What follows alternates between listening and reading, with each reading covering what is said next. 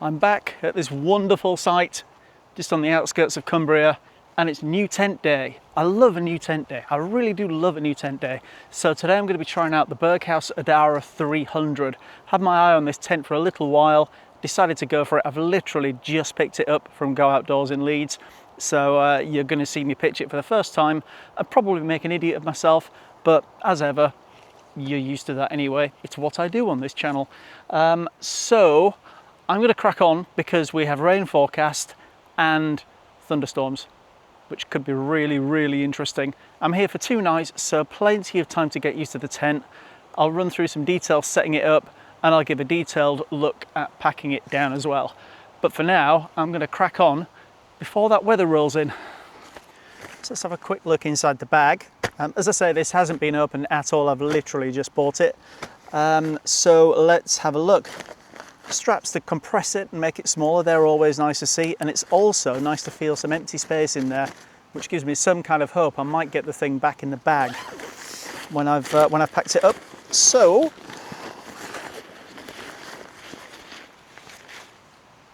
kind of looks like a tent, really. Well, it doesn't. It looks like something rolled up.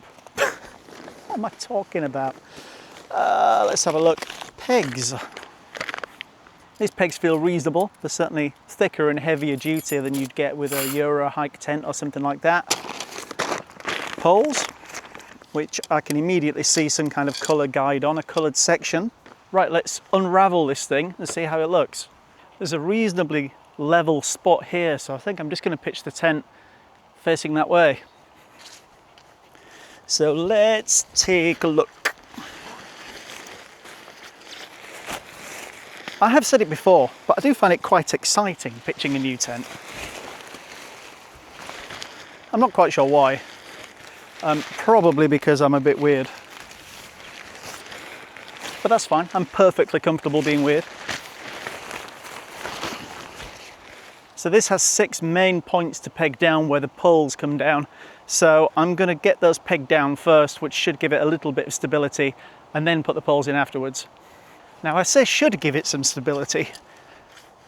Naturally, that may not be the case, and I might just make an absolute pig's ear of it. But again, I'm comfortable with that.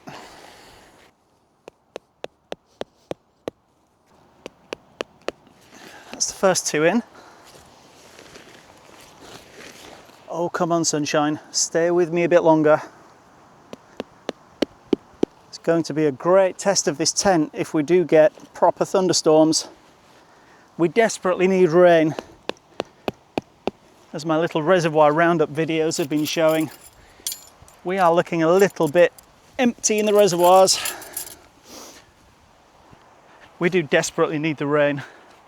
Now, interestingly, there's a strap connecting these 2 points on this side, which is really nice for getting the spacing right. But there isn't on this side, which I find a bit strange. Hey ho. Okay, let's get some poles in there. So if we have a look at the poles, we have a blue section in 2 of them, and they're slightly shorter. Just ever so slightly. And on the actual tent itself, on the bits where you put the poles through, the 2 blue poles go in the holes that have the corresponding blue part at the start of the, whatever you'd call that really, a little pole tunnel.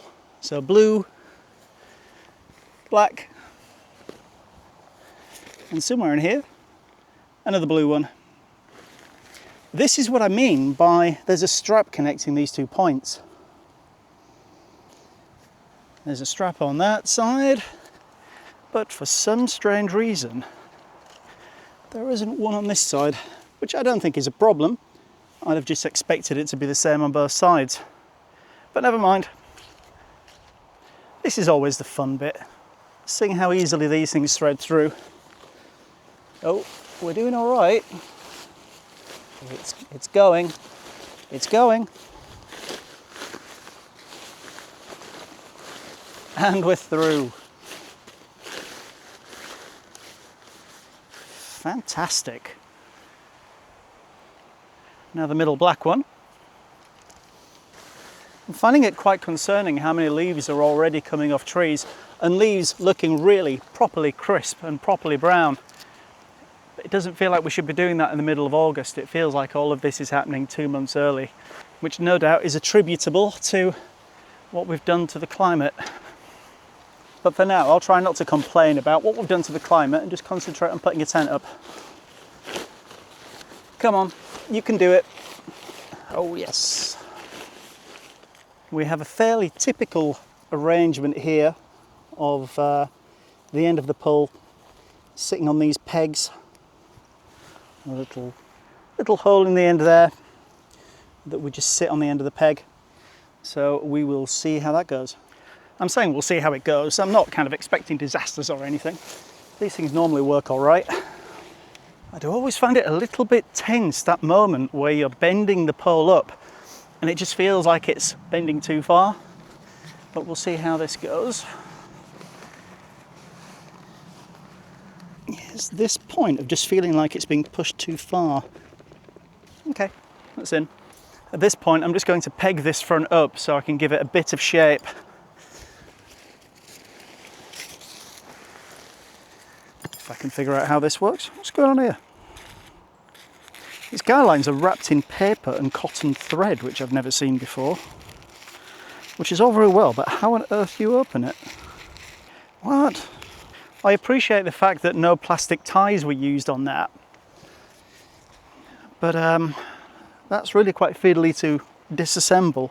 Nonetheless, it's done. It's the first time I've ever seen guy lines wrapped up like that.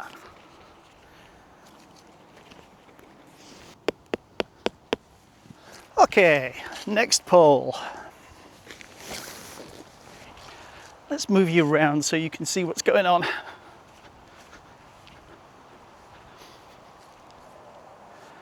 can see how it's kind of starting to take shape. Oh, these really are tight. Okay, next one.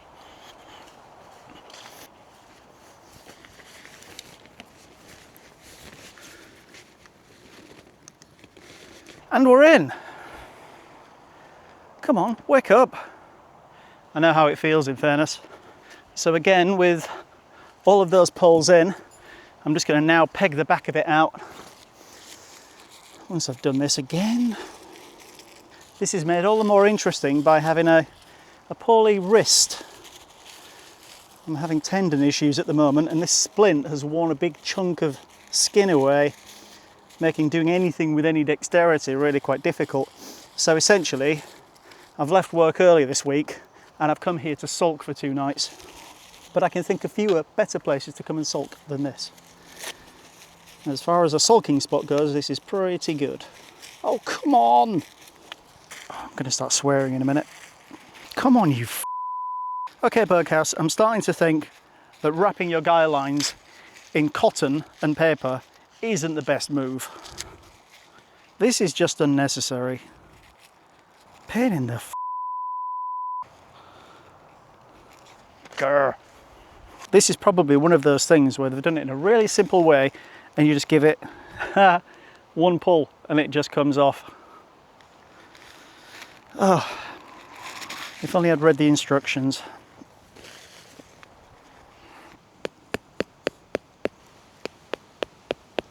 So we're kind of getting there, we're kind of looking like a tent, which naturally is the point of this. So let's get the back and the front pegged out now and see how that looks.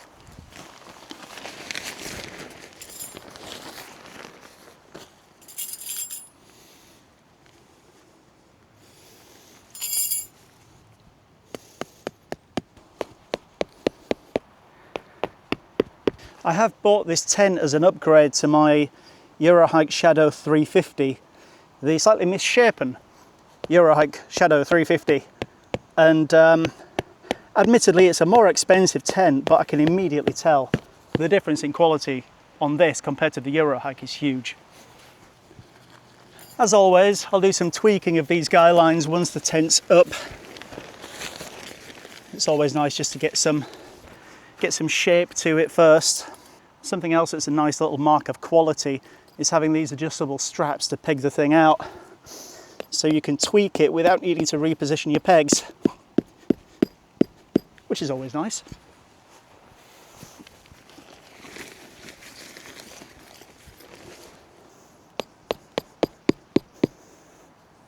So there we go, that's the tent basically up, and it's looking pretty good. Need to get those middle guy lines out and find, in fact I'll give you a close-up view of this. That is how the guy lines come wrapped with very, very thin cotton cord or cotton line and wrapped in paper. So unless you hit this, unless you basically unravel it perfectly and it comes off in one go, you have to kind of fight that while tearing the bit of paper. So you end up with scraps of paper everywhere and swearing a lot at a tiny bit of copper. Copper? That's not copper, that's cotton. Copper might be easier than that in fairness. But nonetheless, I think that's looking really nice. My Eurohike Shadow 350 had all kinds of weird things going on at the back, with corners being not the same size as other corners, and straps that connect the two poles, the 2 points that you peg the poles in, being different sizes. So it looked kind of a weird shape. This is looking much more like a tent shape, a proper tent shape. Anyway, let's open it up and get that sleeping compartment in there. I love the sound of nature out here. As I commented last time, there's the very distant noise of the M6 over in that direction, but it in no way intrudes on the experience of being here. If anything, it almost adds to it, because it kind of reminds you that some people are just out in the world doing whatever stuff they're doing, and I'm just here in this little quiet corner on my own, which is lovely. Okay, let's get this on its toggles and have a look inside. If I were to say the words, "Who lives in a house like this?" would anybody know what I'm talking about? Let me know in the comments. But anyway, welcome to my home for 2 nights. And immediately, oh hello, I've already got a resident fly. Somebody's already moved in. Oi! I'm going to have to start charging rent for these freeloaders. Anyway, this already feels like a really nice space. We have, what do we have? We have the typical arrangement for the sleeping compartment of these hooks, with the centre one being coloured, so you know where you're going. The back one is yellow, and the front one's red, just in case you have any confusion as to which one goes where.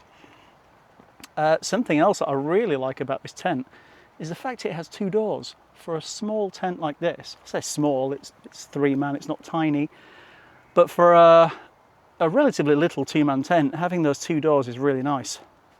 In fact, let's get that side door open as well. Hello! That wavy action is the one that hurts its wrist, so I shouldn't really do that. Okay, let's just have a look at this sleeping compartment.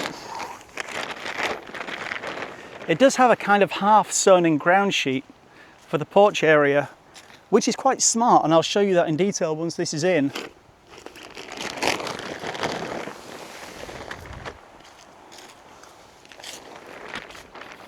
Oh, if it doesn't blow away first.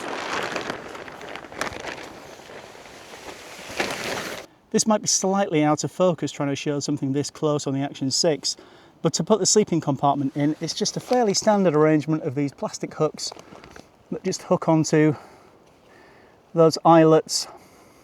If I can do it, come on. Just hook onto those eyelets where the peg points are. So we'll get those in at the back. Quite often I find with tents it's a real strain trying to get these in. And they have to stretch quite a way, but this is going in quite effortlessly.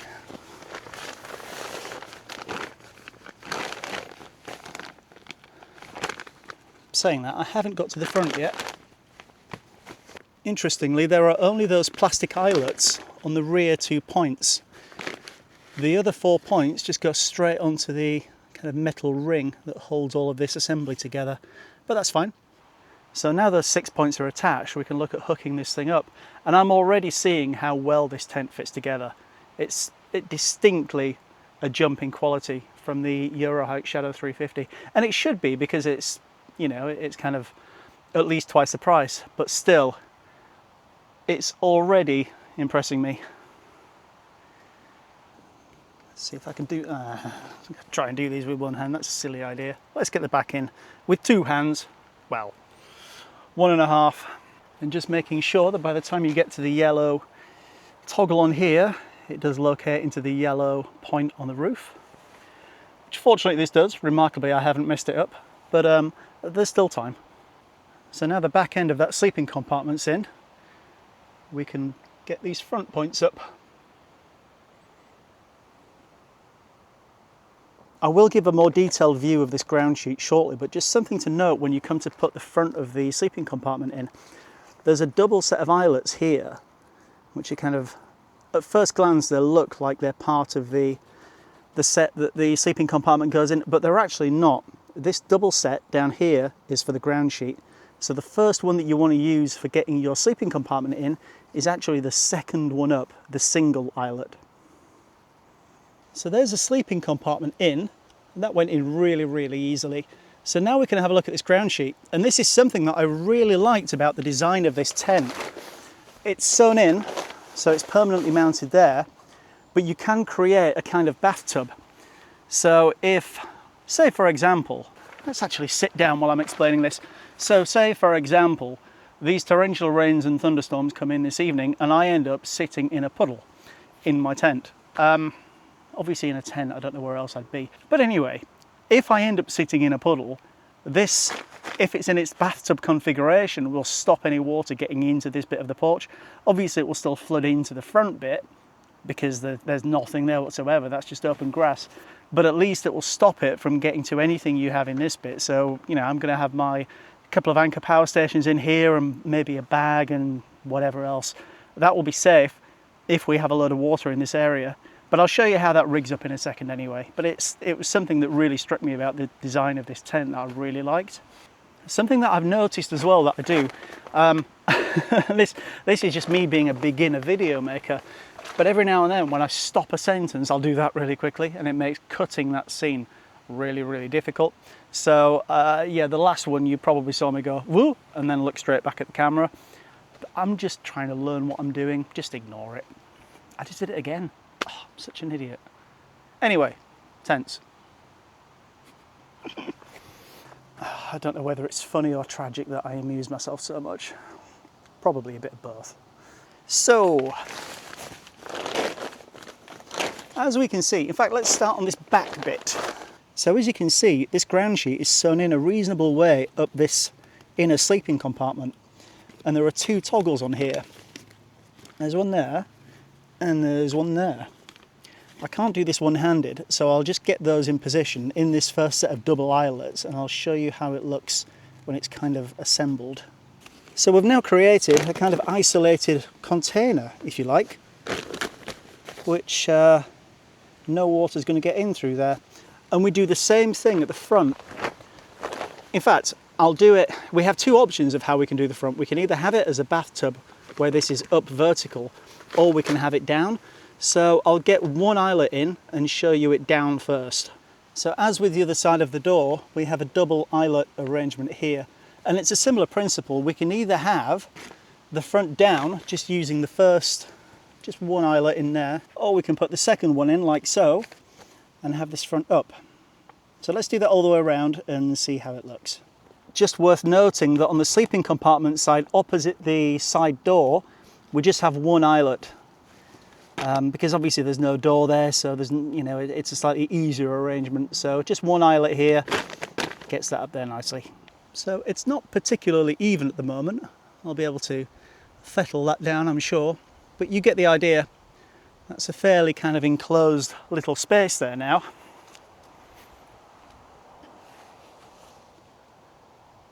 Quite a nice little enclosed space it is too. Right, let's have a closer look at these guy lines. Which does mean fighting with another one of these. Oh, have I got it? Oh, yes. I've mastered it. Well, all right, maybe I shouldn't go that far. I haven't mastered it because I've just tied this in a knot. Come on. I had to curse it, didn't I? I had to get cocky and overconfident. I managed to nail unwrapping the guy line and then made a complete screw up of the actual guy line. Oh, never mind, I had to screw something up. There we go.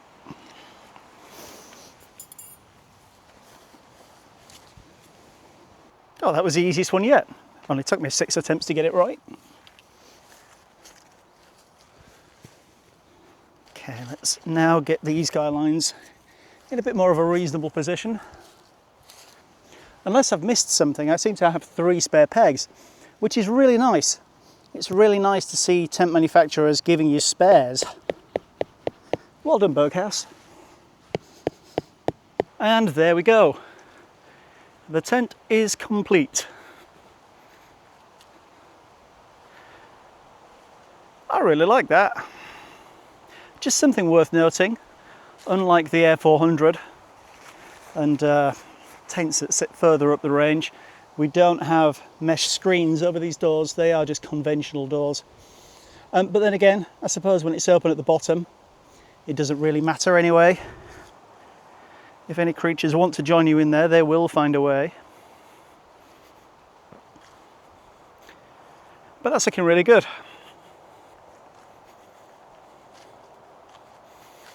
This is where these adjusters come in really handy. If I pull this adjuster, that little crease should iron itself out. And there we go. Really handy things to have. There were a couple of key things that I wanted to know about this tent before purchasing it. And I scoured YouTube for videos and I couldn't see this anywhere. And it's such a simple thing. How much space is there in the tent when you're sitting in there with a table and chair?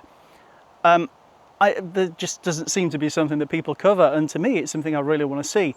Something else I want to see, obviously because that's open at the front, it could get quite breezy in there. So I'm also quite keen to see, even if it's a bit cramped, is there space in the sleeping compartment without any of the sleeping stuff up to sit in there with a table and chairs, completely enclosed and out of the wind and in my own little cozy area.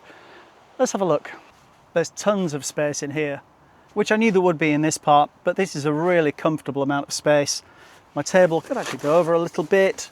I've got loads of headroom here and yeah, bags of room. Plenty of space under the table to put stuff. I'll get my Anchor power stations under there, out of the way, coffee machine, whatever I want to put there. And yeah, this is a nice space, which I don't really want to move from. Right, I'm gonna have to move. Let's have a look in there. This might be cramped, it might be too cramped, I don't know. But we'll see. There's actually loads of space in here. This is brilliant. It's really nice to know that if it is a bit chilly out there, I can just move everything in here. My sleeping mat's inflatable. That can just deflate and that'll be absolutely fine. And I imagine it will be a really nice snug little spot in here. This is nightfall material, so it's kind of black out. It's not completely dark, but it's darker than out there. But the only time I'm going to need to be in here, realistically, is on a night when it's dark anyway. And I think being in here with my little halogen heater, if it's really cold, my iPad just playing something nice and gentle and little camping light, I think this would be really snug in here. I like this tent. Right, I'm going to crack on, try and move some other stuff in here before. In fact, let's have a look. When's it due? What's the weather forecast looking like? It's still saying a yellow warning for thunder tonight between 7 and 10 p.m. Oh, actually, no, that's even more interesting. I was on the wrong day. It's actually showing from 7 p.m. tonight until 10 a.m. tomorrow. So we could have all sorts of interesting things happening overnight. From 6 p.m. until 9 p.m. it's just showing 80% rain. And then, then 90% at 1 and 2 a.m. So basically, it's going to shit it down, which is going to give this tent a really good test. And to be honest, there's something quite nice. I mean, this is just me being weird again, but I find it quite nice sitting in a tent, listening to the rain. Is that just me? It's probably just me, but that's fine. Also, we desperately need the rain anyway, so I couldn't have been happier, even though, you know, you would kind of traditionally want it not to rain on a camping trip. When I saw the rain was forecast, I couldn't have been happier to have been coming up here and just letting the rain do its thing. So, yeah. Thank you, rain gods. Bring it on. As always on these trips, I have an absolute mountain of stuff with me. Let's get this out of there. I do want to get my solar panels out as well before the rain hits and goes mental. Let's chuck some sleeping stuff in there. I'm not going to set it up yet in case I want to get the table in there, but I will at least chuck some stuff in there, quite literally.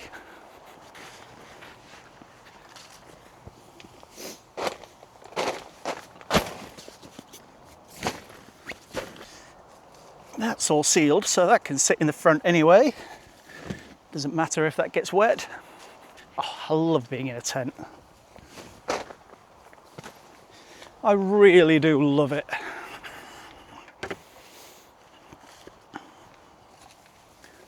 So as with the last camp, I've got my full off-grid rig, but I actually have a new power station that I didn't have last time. So that is the Anchorsolix C1000X, and this is the C1000 Gen 2. I had a problem with my original 555 power station, and they sent me this as a replacement, which was really good. And the little C300, bless it. Is it weird to think a power station is actually quite cute? Suitcase can stay in there. Oh, coffee machine. Priorities. Camera bag, that's another priority. So everything I need in here is pretty much thrown in. I'm just going to leave all my sleeping stuff like that for now, just in case I want to get the table and chairs in there later. So let's zip the bugs out. I love bugs and spiders and stuff, but I don't really want to sleep with them. So now I'm just going to throw these solar panels out. With the amount of cloud we're expecting, I'm not really too worried about getting them angled up and pointing them. It acts as just basically a big diffuser when there's a ton of cloud, so there's not a huge benefit of having them up at an angle. So I'm just going to throw them out, run some cables, and they can do whatever they do. I may as well site them in a spot that seems to get a reasonable amount of brightness though. So what time is it? 25 to 4. So at 25 to 4, this is where the sun is. So out here should in theory get a reasonable amount of light for a reasonable amount of time. Possibly up here. Yeah. That'll do, donkey, as Shrek said. These panels really do need a clean. They've been out for the best part of a month. I've been getting quite, well, as I've said in videos before, I've been getting quite distressed at the mess everything's in. And it's just been getting to me. So I've been trying to generate as much power as I possibly can myself using this off-grid rig. I have it anyway. It generally only gets used for camping, but I've been making a conscious effort to try and use it as much as possible at home and any other scenarios that I can.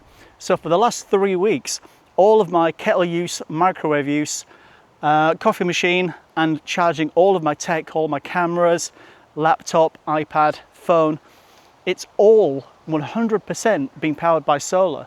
I've used something like 15 kilowatts of energy in that time, which I've generated purely with these panels. And it's not much, it's a tiny drop in the ocean of the whole mess that's going on. But I figure every kilowatt hour I can take off the grid is carbon dioxide that's not being pumped into the atmosphere. So however small it is, it's a win as far as I'm concerned. And we need to do more of that kind of thing. I think I might have to re-terminate these panels, in fact, at some point. The connectors are kind of greying out because they've been sat outside for so long. They're still working fine though for the moment. I may as well put the flex solar panel on its stands just because it's so quick and easy to do. I haven't used any power from the power stations yet, so I'm not going to need a huge amount of energy. But I'm here for 2 days, well, 2.5 days, 2 nights. So I may as well get everything out and it's ready to go then when I do need it.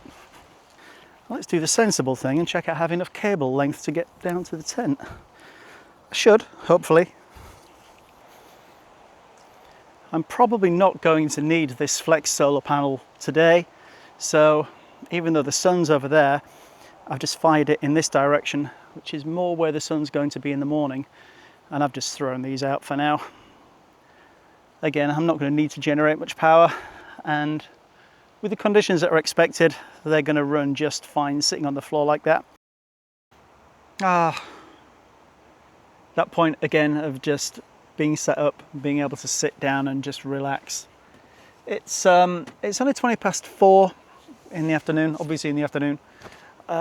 So plenty of time left just to enjoy this first day, and then I have an entire full day tomorrow, and I can basically leave whenever I like on Friday. So yeah, I've got quite a lot of time just sitting here and chilling, which is nice. Or chilling, well, trying to avoid thunderstorms. Thunderstorm dodging, that will be my activity for this trip. Hopefully, anyway. Oh, maybe there'll be some lightning. I hope so. I really hope so. I love a good electrical storm. Saying that, I am surrounded by tall trees. Maybe let's not have the electrical storm. But rain and thunder, definitely. This is a bit of a test run. I have a trip to the Isle of Mull in September for 9 days, which I might extend if I end up kind of, if the mood takes me in that direction. But I'm going to be camping for the whole thing. The only thing I've booked is the ferry across and the ferry back. Everything else I'm just going to make up when I get there. So I'm going to do a combination of wild camping and regular campsites. And I've really been trying to debate which tent to take. At first I thought I'd just take the Berghaus A400. But admittedly, I'm not going to wild camp in that, but for the campsites it could be really good. But everything I've heard of Mull is it can be very, very unpredictable with wind and weather conditions in general. And the A400 being, it's not a tiny tent, so it's a bit of a nightmare to try and put up in really, really windy conditions. So I was thinking something smaller, potentially the Shadow 350, but then I kind of thought, wind, how's it going to stand up? If I'm going to be out in those conditions, I want to be in something that feels a bit more solid. So here I am in the Adhara 300. And, it remains to be seen how this thing will stand up to conditions that are extremely blustery. But it's at least going to be easier to put up. And something else that I've done is I've upgraded my little Eurohike Backpacker DLX, my little two-man Eurohike tent. That tent's been great. I've had it up fells in the Lake District and around the back of festival stages for days on end and all sorts of random stuff. It's for 60 quid, that tent has served me incredibly well and I've been so happy with it. But I hadn't used it for about 1.5 years, maybe a year. And I did a test pitch of it a couple of weeks ago, just in the garden. And I could see little tiny pinpricks of light coming through the fly sheet. So obviously it's just degraded while it's been sat in the bag and, it's had its day, as the old saying goes. And I know how it feels, to be perfectly honest. So I've upgraded that as well, and I've got another Berghaus tent. So all 3 of my tents now are all Berghaus, which is nice. And I've gone for the Grampian 2, which is a geodesic tent. If the weather conditions are really horrendous when I get to Scotland, I'll just use that. Because it's smaller than this, it's going to go up easier than this, and once it is up, that geodesic design is going to handle the wind so much better. So I'm just going to make it up when I get there, but at least I have options. What I can't decide is whether to take this tent, the Adhara 300, or the A400 for the campsites. Although saying that, I've actually brought all 3 tents on this trip. So the A400 is in the car. And it's fit in there quite comfortably. Everything's fit in there quite comfortably. And at the end of the day, this tent doesn't take up that much space. It kind of packs down to about that kind of size. It's not huge. So I might just take all 3.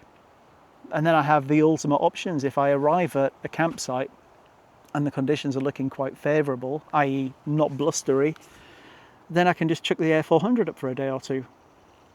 And in other conditions, I can just make that up as I go along. Wild camping will be the Grampian 2 for obvious reasons. I'm not going to cart this or the A400 up a hillside. That would be a little bit daft. I am known for doing daft things, but I'm that daft. So for wild camping, it'll be the Grampian 2. And I'll just figure out what I want to do on the rest of the sites between this and the A400. But there's certainly no harm in taking both. Oh, saying that, I've got so many decisions. I also want to take the kayak to Scotland. Now the kayak and the A400, that's going to be really quite cramped in there. Oh, decisions. Oh, I'll figure something out. That's a decision for further down the line, but at least I know I have options. Right now, the most important thing is coffee. And again, it's so refreshing not having alcohol. Let's see how far in I am. Let's see how long I've been alcohol free for. I have been alcohol free for 214 days. 7 months and 2 days since I last had alcohol. And what a lifestyle upgrade. And that's literally the way that I need to describe it. It's a lifestyle upgrade. It's taking your life and making it better. And I just love it. Yeah. It was really funny on the way up, passing supermarkets and stuff, and doing my little shop this morning, just grabbing some food bits on the way up. It was really funny walking down the aisles and thinking usually, if I'd been doing this camp a year ago, I'd have been picking up loads of alcohol. But probably like, if I'm here for 3 days, well, two nights, I'd probably have picked up 50 quid's worth of alcohol. Which, in addition to everything else I've got, I'd have picked up probably for the sake of just having it and knowing I'm not going to run out, which itself could be a sign of a problem. I'd have picked up probably 4 bottles of wine and maybe 4 beers as well. Crazy. Now, even if 2 of those bottles of wine went back home, the only real reason I was buying it was for the camp. And I'm not doing that now. Drinking alcohol, that is, not camping, obviously. So, yeah, the financial aspect of it alone makes it worthwhile. You're just not spending all that money and not waking up with a hangover. That's the best bit. That by far is the best bit. Not waking up with a hangover is just an absolute revelation. Waking up in the morning with a completely clear head. Just being able to wake up in the morning and jump straight in the car without worrying about how over the limit I am or whether I am even over the limit. Not waking up thinking, I really want a coffee, but I just can't face anything right now. I can't face food, I can't face drink. The only thing I can just about face is a glass of water. And then that recovery phase taking until 2 p.m. It's amazing not having that. It really is. I don't miss it one bit. But anyway, I think I'm going to turn the camera off for a bit and just chill. I haven't brought any firewood for 2 reasons. A, it's obviously been really, really, really dry. But also, if we're due thunderstorms and torrential rain, there's no point. So it's going to be a fire-free trip. I'm just going to sit here and chill for a bit. Catch you in a bit. Everybody should do this every now and then. Whoever you are, whatever walk of life you're from, everyone at some point should just stop. Do nothing apart from listening to nature.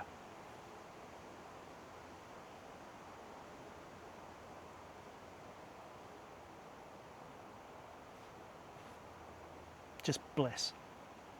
Absolute bliss.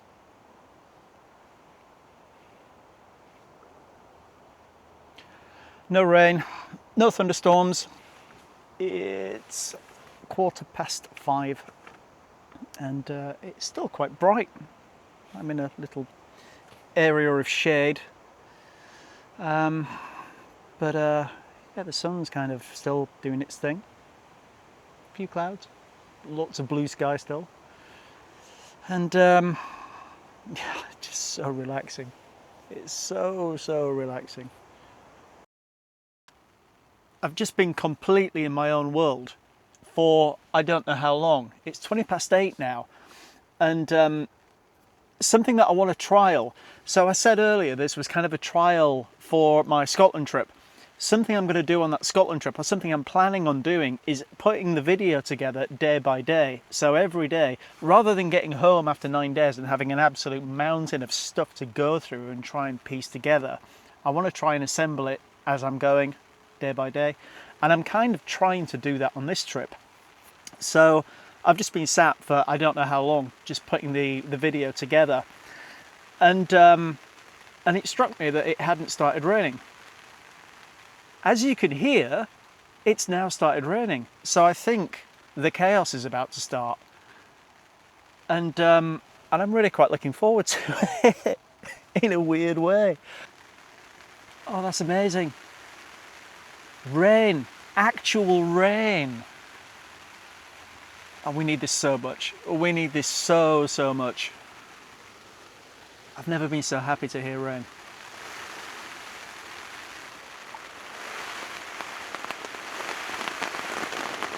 Oh, here we go.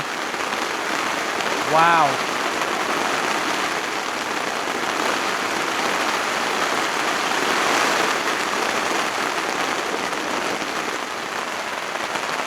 That has come on so suddenly.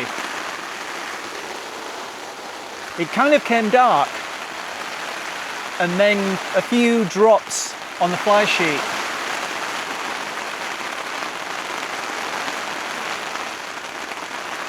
This is going to be a really good test of this tent.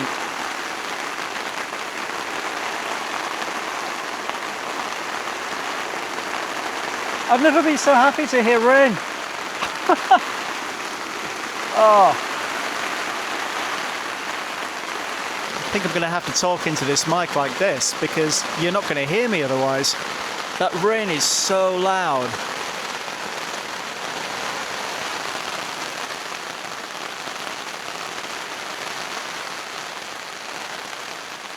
Yeah, I've just been having a quick scout around just to see if there's anything I need to move, but I think we're all good. Everything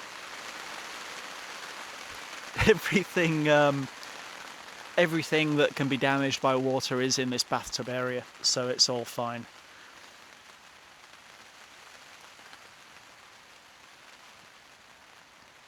It's not too cold yet either.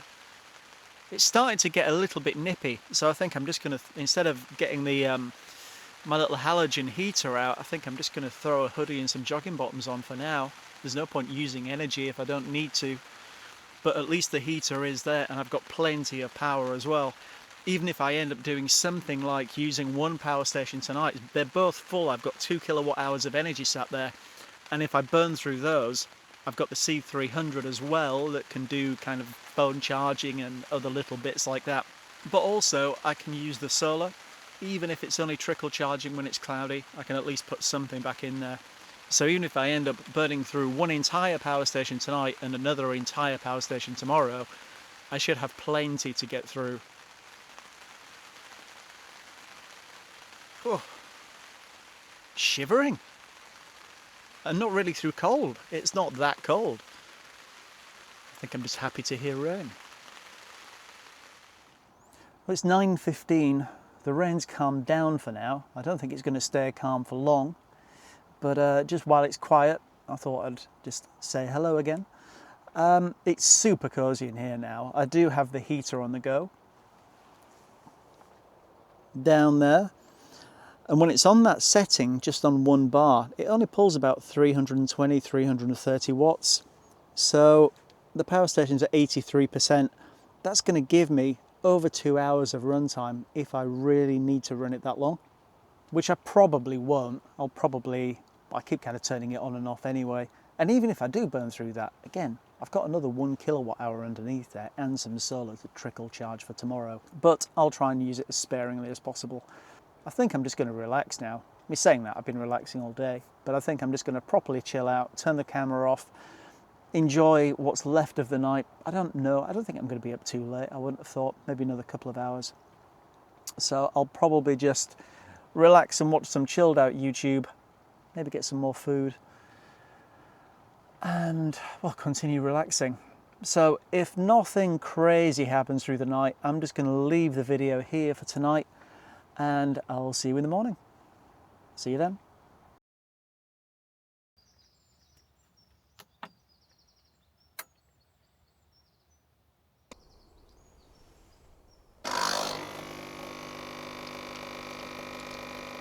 Morning.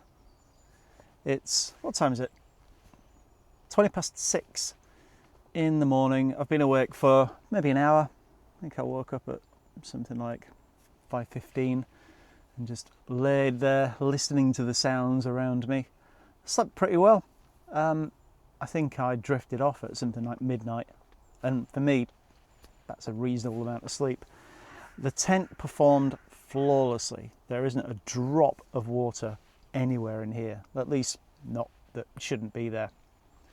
The inside's a bit damp, but it would be just probably condensation and whatever, but nothing's leaked through at all. It's bone dry, which is really nice. It was also really nice laying in bed last night with torrential rain coming down. It absolutely hammered it down in parts, the same as it did just before I went to bed. And it was really nice just laying there knowing that I didn't have to worry about anything in this bathtub ground sheet kind of area.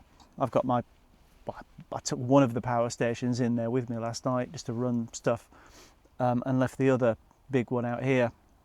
Not a worry in the world. Just left it there perfectly fine, knowing it would be dry, and it is. Everything's dry. I'd expect that from a Berghaus.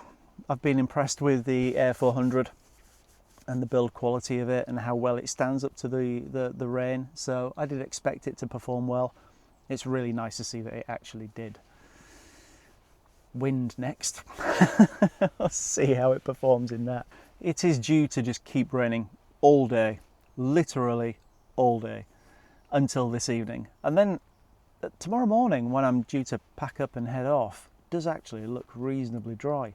So I'm half hopeful the tent might go away, at least partially dry. But that remains to be seen. If it needs to go away wet, it needs to go away wet, and I'll deal with it at some point. But today I think I'm just going to have a super chilled day. I'm probably not going to leave the tent. There's no reason for me to. Everything I need is in here. Plenty of coffee, plenty of food. In times gone by, I'd have said plenty of alcohol. Not anymore.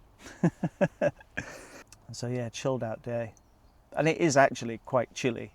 I've just got my my gas stove, which I am being careful with this. I realise this is a potentially stupid idea, and I do understand the risks. But I've just got my gas stove sat on the floor. There's nothing around it, and every now and then I'm just turning that on, a very low flame, just for a few minutes to take the edge off, which is actually working remarkably well. I've never tried that before. I wouldn't try it in the Air 400, which is completely sealed, pretty much. There's lots of ventilation in this tent with the ground sheet not being sewn in all the way around. So I'm reasonably happy there's plenty of ventilation. And again, I'm only running it in very short bursts. But I think I'll use that little trick on my Scotland trip because the temperatures will be a bit lower. But I'm going to pick up a carbon monoxide monitor and just stick it somewhere in here. I guess somewhere up high would probably, well, about my kind of head height would probably make sense. So that's something I'll look at before the trip. But for now, I'm just going to sit and relax and essentially do nothing. I did get everything video-wise up to this point done and kind of reasonably edited, which is nice. It's good to be at a point where I'm not having to think about all of that stuff. And it would be nice to keep that going through this trip. So by the time I get back home, essentially, I've got a video ready to upload rather than edit the entirety of the 3 days. But we'll see. For now, though, I'm just going to chill out and enjoy this coffee. It's 7:20 and I'm just taking advantage of the fact that there's no rain at the moment just to have a little look around the site and see how everything is after the rain last night. And I'm astonished to see there are no puddles anywhere. With the amount of water that came down, I honestly expected bits of this site to be submerged, and it's just disappeared. It's just literally gone straight into the ground, which I guess is an indication of how much the ground needed it. But yeah, I kind of expected to be having to tow the car out and all sorts of chaos, but everything's just absolutely fine. These solar panels all have a similar operating voltage of around 20 volts, so I've just paralleled them all together just to take as much advantage as I can of what very limited light there is. They're only generating about 10 watts at the moment, but Generating anything is better than nothing, and it's not like I'm short on power. I only used less than 50% yesterday, so plenty to go at yet. What a wonderful place this is.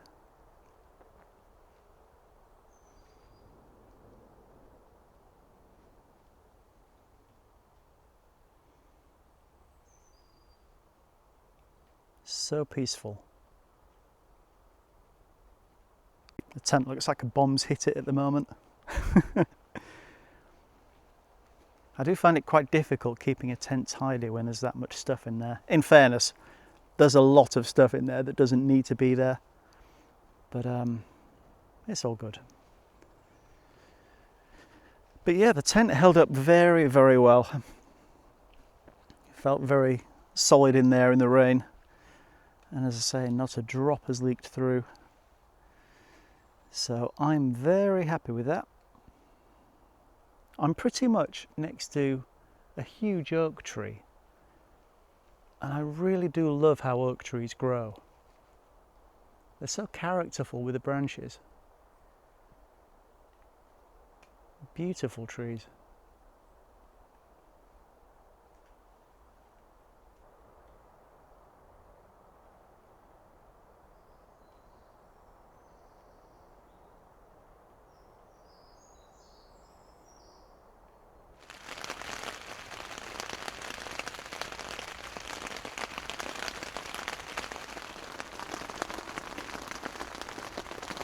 It's raining.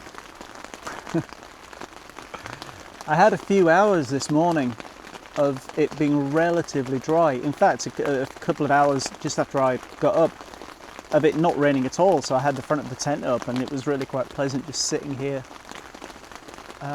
with it open. But it's actually still really pleasant sitting here with it closed and just listening to the rain hit the fly sheet. It's 10:40. I don't think there's going to be much video from today. Sorry, I've got a fly at my nose. Go away, leave me alone. I don't think there's going to be much video from today because all I'm doing is this. I'm just sitting here doing really not a lot and having a wonderful time doing so. So I'm probably not going to film much today, but I'm having a really pleasant day. And this is super relaxing. And yeah, I'm just enjoying it. The simple things in life. Who would think that sitting in a tent in a rainy field would be so enjoyable? And I'm sure it would be hell for some people. I'm sure some people would think this is absolutely hideous. But, you know, I'm weird, as you already know, and I love this. I absolutely love it. So I'm just going to sit and continue enjoying the day. And yeah, if anything exciting happens, I'll let you know. It probably won't, but I'll see you again at some point. Food time. This grassy area that isn't covered by a ground sheet is actually a really good spot to put the stove and do some cooking. That works really quite nicely. Oh, sausage sandwich with a slice of cheese. It's the little things in life.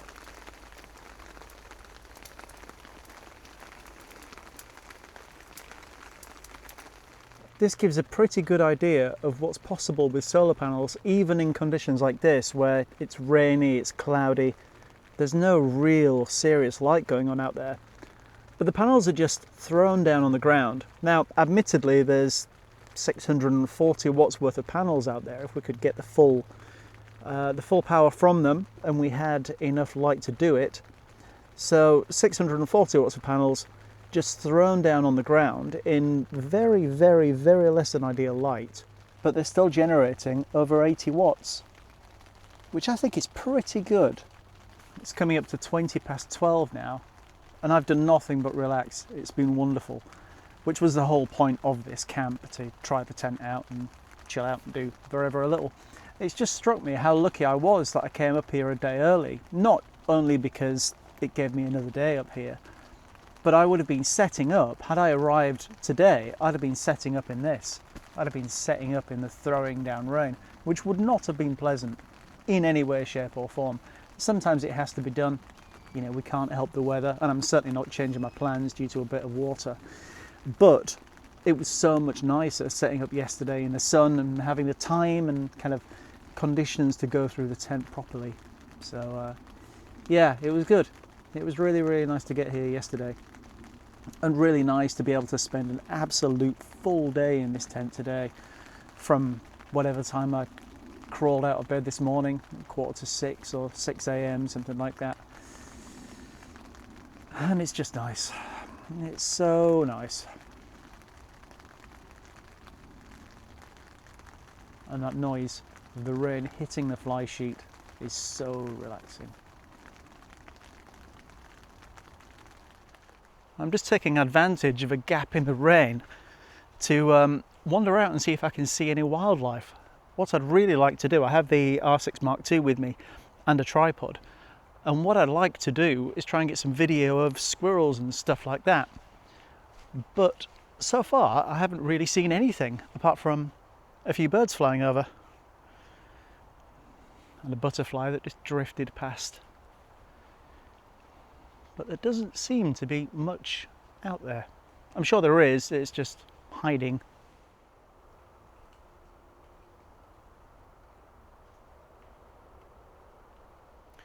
Come on, creatures, there must be something in here.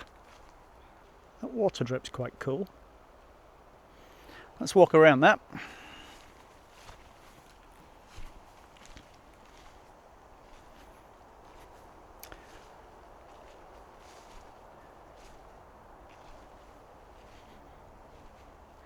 This kind of feels quite magical in here after the rain.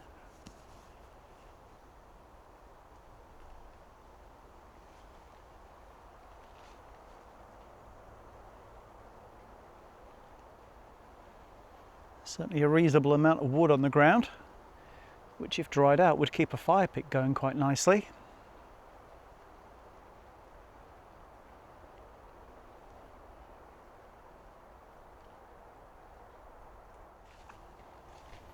Yeah, I really wanted to see squirrels running around and hopping between trees, but no such luck, sadly.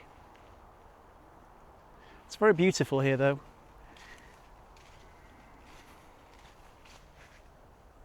Water drip's still there. Oh, plenty of flies.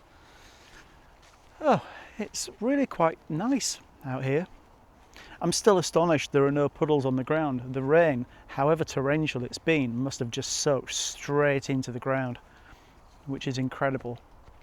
It doesn't even feel squelchy, and there's been a lot of rain. Really quite astonishing. What a gorgeous place. Ernie the Eniac enjoying some well-deserved downtime. He does work hard, bless him, pounding up and down motorways and around mountain passes in the Lake District. And what a comfortable thing he is in those conditions, in any conditions really. And just a lovely car to drive and be in. Let's put the camera in a more sensible forward position so it looks a bit more natural than me going like that. I do realise, by the way, that I'm sporting the Wurzel Gummidge look at the moment and I'm in desperate need of a haircut, so just try and ignore tufts of hair coming out here. I look like some sort of unkept horse or something like that. That's a weird description of myself. Anyway, I've been thinking more about my I keep doing these bizarre things and I keep spotting myself in the screen, in the preview screen, doing them. I can see my hand going like that, but of course you can only see part of my hand. So you just see this really it's probably, if you're anything like me, autistic as hell and really easily triggered by certain things, I'm probably annoying the crap out of you, so I sincerely apologise. I should just kind of just sit and do that and not try and move much. Right, I'll try and stop waving my hands around like an idiot and just speak like an idiot instead, like I normally do. I've been thinking about my Scotland trip and continuing to try and decide which tent to take. And I think I'm leaning more towards just taking this. It's perfect. I've just sat, what time is it now? It's 20 to 2 and I've been sat here for pretty much for 8 hours now, since about 6 a.m. this morning, just relaxing and just sitting in this space and just chilling the hell out. And I love it. It's such a really nice space. There isn't, as you've seen, it's quite cluttered in here and there's stuff everywhere. There's far more stuff in here than I actually need though. I basically threw a lot of stuff in here yesterday because I knew the weather was going to get a bit gnarly and I didn't want to keep going out to the car. So I just threw everything in here that I thought I might need. I haven't needed half of this stuff, so an awful lot of it can just stay in the car. But I'm not having any problem whatsoever in this space. It's serving my purposes perfectly. You know, that isn't to say I don't appreciate the space in the Air 400. I really do. That's a really nice space. But this isn't causing me any problems whatsoever. And I've been really surprised by the fact this front area that isn't covered by a ground sheet has remained bone dry. That's partly due to the conditions of the ground, obviously, and you know, rain hasn't been seeping in and pooling and doing all sorts of weird stuff. But it's remained bone dry. Even after all of the rain, I can stand in that bit with my shoes off and it's absolutely fine. So the tent is performing really, really well. And I don't see any reason that between this and the Grampian 2, I shouldn't have all the options I need for Scotland. And it means I can take the kayak reasonably comfortably without trying to squeeze that and the Air 400 in there. So I think I'm just going to do that. I think the decision's reasonably made. I think I'm just going to take this and the Grampian 2. That would seem to be a sensible thing. Not that I do sensible very often, but you know, I have my moments, rarely. We've had a gap in the rain, or I've had a gap in the rain. I'm here on my own. Me and the flies have had a gap in the rain for a little while now, and it's been really nice. I've just had the front of the tent rolled up, just looking out at the view. But it's just starting to come back down again. So I might roll the tent down and go back into hiding mode. Let's see if the forecast's changed actually. Not that I trust weather forecasts in any way, shape or form. Yeah, so 1:45, it's 1:45 now. It's saying rain fairly solidly until 7 p.m. and then dry until 2 p.m. tomorrow, which is really nice. And even sunny. I don't know if you'll see this actually. Full sun or unbroken sun from 6 a.m. till 8 a.m. tomorrow, which will be really nice because that will hopefully mean I can get the tent away dry, because it's probably not going to be out again until I get to Scotland. So fingers crossed, yes I am waving my arm around there, but fingers crossed I can get this thing away dry.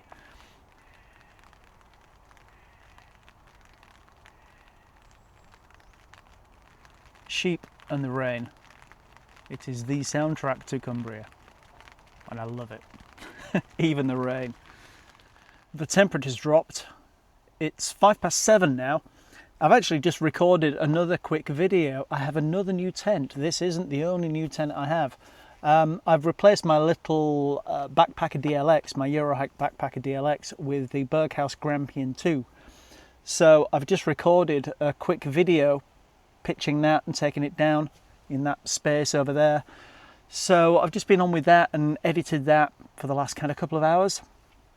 Thankfully the rain held off remarkably. I can't believe it. It was due to absolutely throw it down all afternoon, and it's just been dry. It's been fantastic, even though I wouldn't have complained at more rain, but I'm really glad I did have the conditions to go and film that video. But the temperature's dropped. It's getting a bit nippy, a bit breezy now as well. So I think it's time to get this tent zipped up, just get nice and cozy in here for the night. Oh, I did not expect that as soon as I pressed record. What time is it? It's 9:05, and I've just had a super chilled evening of doing really very little. I've just had a bit of YouTube on the go, appropriately, and yeah, just chilled out, just been enjoying my last evening here on this short little trip. So yeah, pack it down tomorrow and go home, unfortunately, but I've had a really nice time. It's just been super relaxed, super chilled, The tent has been wonderful. I've really enjoyed it, and I can't wait to get this thing up to Scotland. And I also really, actually, while we're on the subject of tents, when I recorded the video of the Grampian 2 earlier, that being the second time I'd seen the tent in person, I was really impressed by that as well. Just how everything fits together really nicely, the quality of the materials. It just felt really nice. So I'm looking forward to getting both tents up to Scotland and giving them both a good old test. Probably in less than ideal weather conditions, which will be an even better test. But for now, I'm just going to chill out for another couple of hours, probably. I'm planning another early start in the morning, just so I can sit and enjoy as much of the morning as possible, and enjoy a few coffees, like I always do. So I'm going to leave the video there for now, and I'll just see you in the morning. See you then.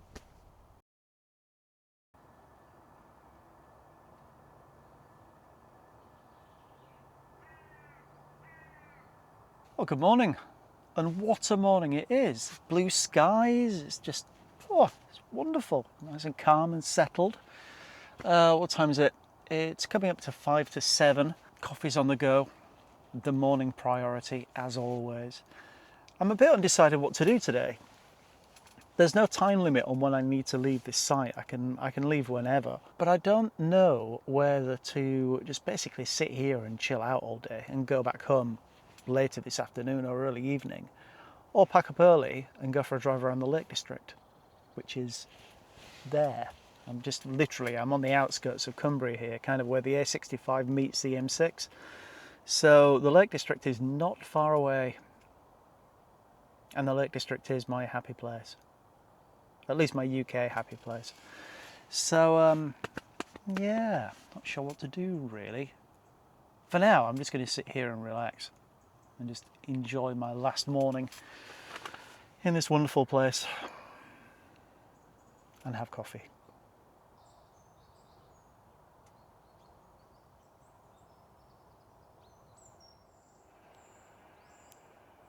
What an absolutely incredible morning.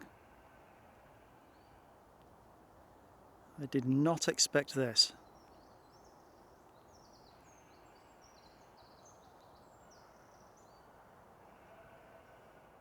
I say I didn't expect it. I did, because it was forecast.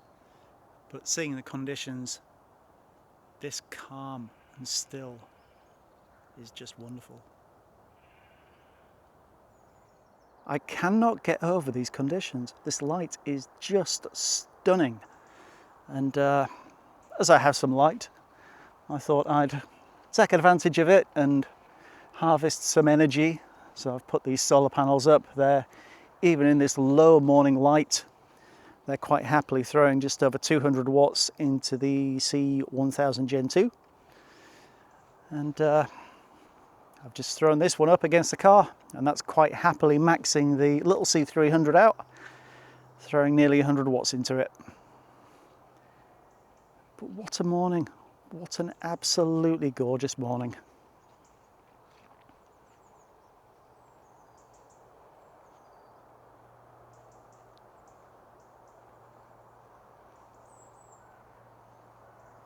And hopefully, as the sun moves round, it will dry that tent off completely before I pack it away. It's just after 9 AM. I'm still kind of undecided what to do today, whether to pack up early and go for a drive around the lakes, or just head back home, or stay here for a bit longer. At the moment, I'm just kind of slowly packing some bits up. I've packed my sleeping stuff up, and I'm just in the process of sorting that mess out and just starting to get that together, or vaguely together. Once I have everything out of the tent, I'll give you a good look around the inside of it before packing it down. And it's pretty much dry now, thankfully. Now it's been out in the sun. A little bit of condensation there on the inside, but that'll clean off fairly quickly. There's actually nothing stopping me from getting the bulk of this stuff packed down and just sitting here in the sun for a bit. That could be quite pleasant. I might do that and get the work done, and then sit and relax.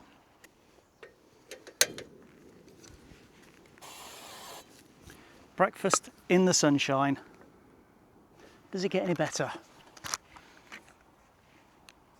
I'm sure I'll be sharing this breakfast with a few flies, but hey, that's all right. The flies got to eat too.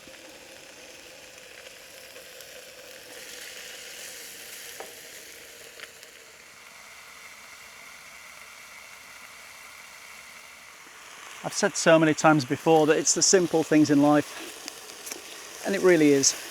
I remember last time I was here just talking about the simplicity of just being outside making a burger, and this is similar. It's just really pleasant. Let's try not to stab myself. This arm is injured enough already. It's actually really warm. But saying that, it's the middle of August and I'm sitting in direct sun with the blue sky, so it should be warm. And I should know not to say stupid things like that. Although saying stupid things is a huge pastime of mine. Let's see how messy this gets. Well, that looks so good already. I'm going to do another one. Seems a shame to waste the last 3 rashers, right? Or is that just me being greedy? I do have this weird habit of walking around with food. I'm not quite sure why. I mean, I don't do the same thing in restaurants. I don't pick up a lamb chop and start going for a walk while chomping on it. That would just be a bit weird, even by my standards. Nom, nom, nom, as the old saying goes. Oh, that's hit the spot. Right, let's get some of these bits packed up. Here's a nerdy little thing. My small halogen heater pulls around 330 watts, something like that, when it's on its lowest setting. These panels at the moment are generating pretty much bang on 300 watts. So even though the sun's not that high in the sky and it's nowhere near full intensity, I'm hammering power back into the power station at pretty much the same rate as I use it with the heater on. Pretty cool and pretty nerdy. Another reason I need to be more refined with my setup for Scotland is it's one thing packing away in conditions like this. It's blue sky, nice and sunny, you can just plod along at your own gentle pace. Nothing gets muddy, it's really easy and simple. Trying to pack this amount of stuff away when it's blowing a gale and throwing it down is really not fun, not at all. So yeah, I do need to have a think about it. Of course, the option is always there that even if I'm on a regular campsite, if the conditions are hideous, I can just use a Grampian 2 and just have a super compact setup. Get out of my ear. I'm talking to a fly then, by the way. I haven't gone completely insane. Not yet. I'm not far off, admittedly.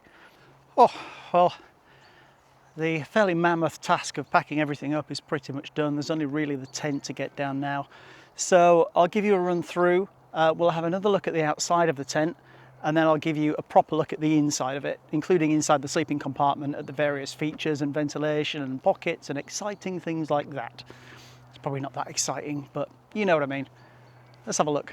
So sitting there in the wonderful sunshine is the Berghaus Adhara 300, which thankfully is completely dry, or pretty much completely dry, which I'm super happy about. But I've been very, very happy with how this tent's performed. I don't really know why I'm showing you the backlit view, because you can't see a thing. As I've said before, probably because I'm an idiot. But this tent has performed really, really well. I'm super happy with it. It felt very, very solid in the torrential rain. Not that I doubted it for a second with it being a Berghaus. As I've said before, I've been very impressed with the quality of the Air 400, and I expected this to perform similar in the rain, and it absolutely did. No issues whatsoever. As you'd have possibly seen when I set up, this bathtub ground sheet isn't sitting quite level. I didn't really play with it, or actually, that's why. There we go. It's always good to discover these things at the very end of a camp. I'll use those words again. I'm an idiot, but hey, better late than never. That is sitting much more like a kind of bathtub.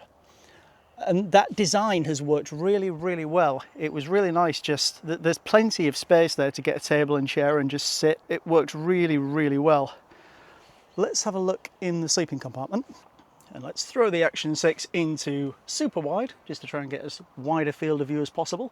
So the sleeping compartment is double zipped, kind of finishing there in the middle, which, if you do want to do something like run a power cable inside the sleeping compartment, that's a little bit awkward. It means the power cable has to kind of fit in between the zips up here. I've done it before and it is doable, but nonetheless, just something to consider. I don't really want to leave now I'm back inside. But anyway, so moving to the back of the sleeping compartment, we do have a nice big mesh ventilation hole window thingy. This can, should you so choose, roll up onto these toggles up here and be completely out of the way. Naturally, that will mean you lose the effect of the nightfall material and you'll let some light in there, particularly in summer when the light is getting there at kind of 4 or 5 in the morning. But if that doesn't bother you and you'd prefer to have the ventilation, you do have options that can just sit up there quite happily. Pockets, we have 3 pockets there, and we have 3 pockets there. Stereo pockets, that's always good. So zipping that back up, we'll move into this part of the tent.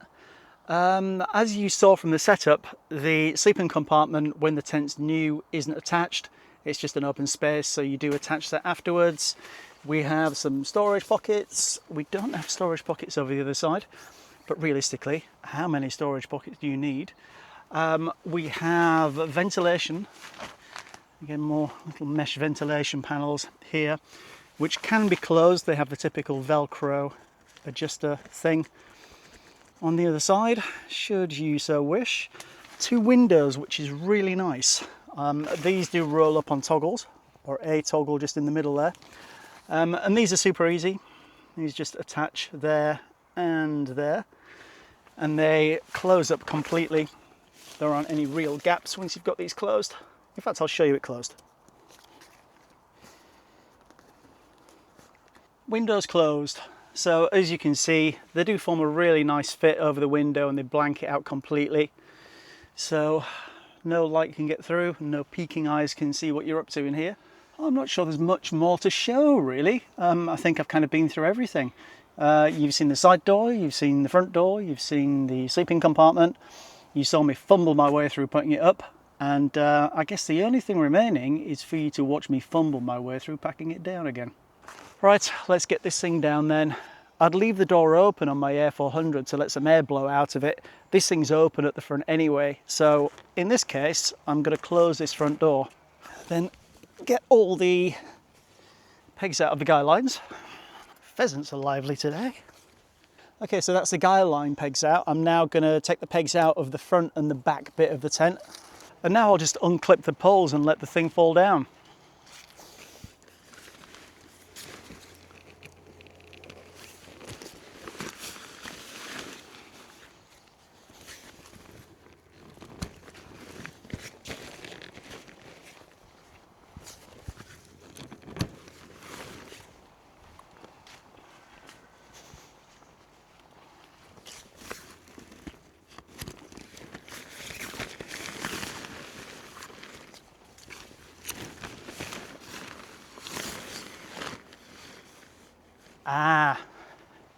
What I didn't do was leave the sleeping compartment door open. Excuse me one moment. You'd think I'd know this stuff by now, wouldn't you? You're an idiot, Paul. Right, let's see how easily these poles come through. They did feed in easy enough. I've knackered it already.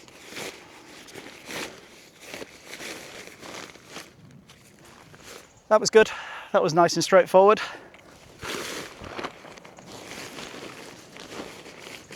Oh, I can hear a jet. Oh, I can hear it, but I can't see it. That's annoying. Oh, the joys of being a nerd. Okay, so once this stuck on, it's not stuck on anything. I think this one may need a helping hand. That's 2 through. Yeah, the middle pole, the slightly longer one, needed a bit of a helping hand, but these front and back ones are coming out really easily. There we go. Now take the rest of the pegs out, and now to see if that goes back in there. I typically fold a tent down into the footprint of the sleeping compartment. This ground sheet being sewn in makes it a bit more interesting. So I'm going to use that as the footprint of the sleeping compartment and just fold everything into that space. That makes sense as well, because that's around the 6 points, or rather the 4 outside points that you would peg it down. That probably makes no sense, but not much that I say does. So at least I'm consistent. Let's throw the guy lines in the middle so they don't get in the way. I can't remember how this came out of the bag, so I'm just going to fold it half and half again and see how it looks width-wise compared to the bag.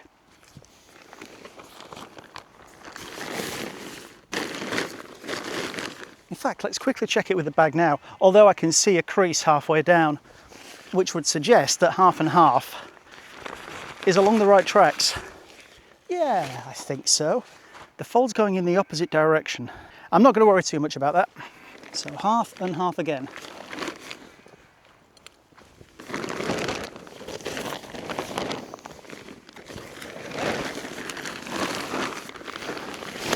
Trying to fold any loose bits up and keep them inside as well, so they're out of the way. Assuming I roll this thing up tight enough, I reckon that'll fit. I really should know better than to say things like that. Here goes. I don't want to speak too soon, but it's looking all right. Oh, we are nearing the moment of truth. I'm kind of doing that thing of looking at the tent and looking at the bag and thinking that's probably not going to go.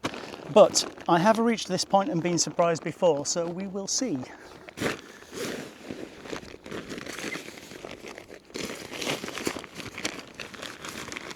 Oh, do you know what? I reckon that's all right. See if the poles and pegs fit in. I have said this before about Berghaus tents, but they do seem to be really good for supplying bags that basically you can get the tent back in. Eurohike are terrible, absolutely have had terrible experiences with some of their tents trying to fit them back in the bag, to the point where sometimes I've just never been able to get it back in. Berghaus seems to be really good at that. Again, you do pay for it. They are a bit more expensive, well, quite a bit more expensive, but nonetheless, it's nice to see that they actually perform and you do get what you pay for. And there we go, camp is over, space is empty again, and as always, leave no trace. I hope you found some of the stuff with the tent useful in some way. I'm really, as I say, I'm really looking forward to getting that thing up to Scotland and giving it a good test. As I am with my new Grampian 2. It's going to be really good getting both tents out and using them both multiple times through that week. And it's just going to be nice to be out on a long camping trip. Very excited. Very, very excited. Thank you for watching. Thank you again to anybody who's subscribed recently. This is you know, I'm not kind of doing this channel to try and get views or anything. It's just my own little corner of YouTube, really. I'm just kind of documenting my adventures, hopefully giving some information that some people might find useful, and generally just making a bit of an idiot of myself, which, as you've gathered, is one of my favourite things to do. So thank you to anybody who subscribed, thank you to anybody who watches and comments.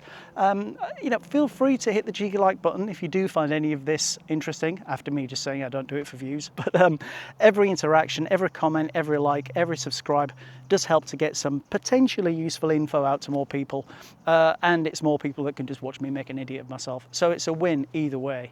But for now, me and Ernie the ENIAC, we're going to hit the road, leave this beautiful place, and I'll just see you next time. Look after yourselves. Bye for now.